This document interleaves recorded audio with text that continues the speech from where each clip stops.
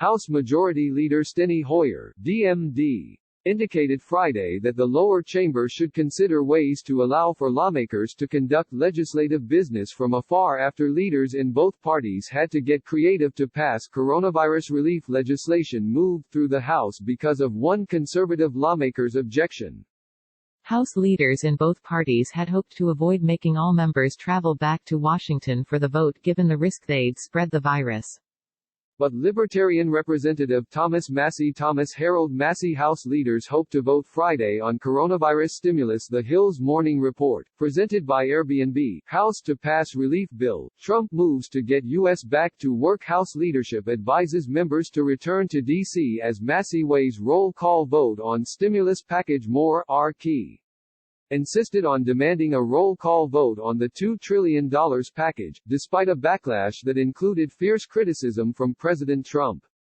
House leaders in both parties worked together to override Massey by making sure they had a minimum number of members present in the chamber to establish a quorum, which included sending dozens of them up to the third-floor visitor galleries to maintain sufficient physical distance from each other. After the fury, Hoyer suggested that finding a way to conduct House business from afar should be seriously considered after the complications of Friday's vote. We will try to figure out how we can continue to do the people's business. We will have discussions about distance voting and distance participation, Hoyer told reporters after the vote. House officials took extra precautions for Friday's vote by having members wipe down the microphones with disinfecting wipes after delivering speeches. Representative Louis Gohmert, R. Texas, went even further and doused a podium with Lysol spray so intensely that other members sitting nearby started coughing from the aerosols.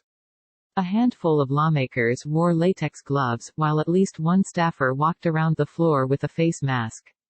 Hand sanitizer stations were placed at every entrance of the House chamber to ensure that everyone used it on their way in or out the doors. House leaders acknowledged earlier this week that it wasn't feasible to establish a reliable remote voting system secure from cyber threats in a short time frame. They especially did not want to use it for the first time on the critical stimulus bill.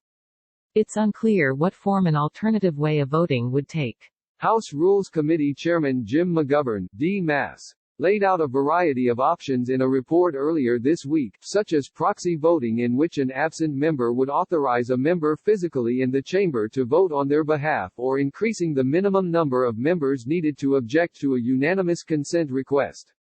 Otherwise, using procedures like voice votes or unanimous consent requests that are typically used for non-controversial bills runs the risk of one member alone demanding a roll call vote, as Massey did on Friday.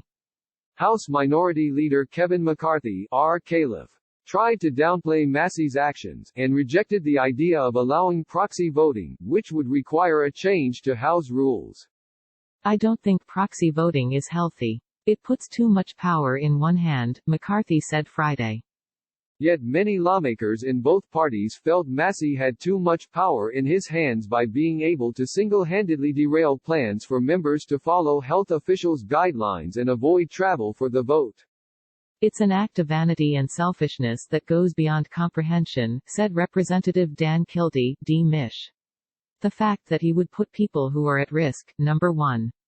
And secondly, require us to model behaviors that other people shouldn't be doing in order to satisfy his vanity is a pretty pathetic reflection on his character. He should be ashamed of himself and the country should scorn him, Kildee added. Representative Debbie McCarcel Powell, D. Florida, tweeted that she just gave at Rep. Thomas Massey a piece of my mind. Putting so many people at risk only to feed his ego and grandstand, all while he acknowledges that he will support for the bill. This is unacceptable, she tweeted. And Representative Peter King, RNY, called Massey's threats disgraceful and irresponsible that increased the risk of infection and risk of legislation being delayed.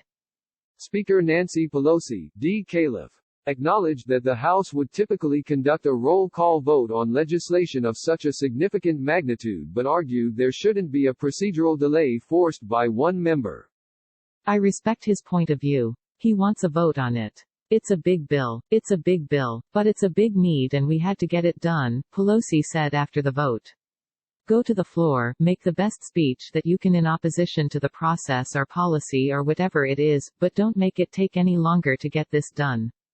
But Massey nevertheless plowed forward with requesting a roll call vote despite an intense discussion on the House floor with McCarthy and a tweet from Trump calling to win back House, but throw Massey out of Republican Party. I came here to make sure that our republic doesn't die by unanimous consent in an empty chamber, Massey said as he requested a roll call.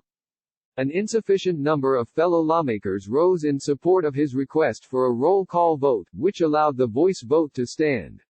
So while the chamber wasn't empty, the bill still passed the same way it would have with only a few lawmakers on hand. It's anybody's guess when the House returns. The Senate is on recess until at least April 20. Hoyer said that it's unclear when the House will return given the rapidly changing circumstances, with the U.S. already having the most coronavirus cases confirmed worldwide this week.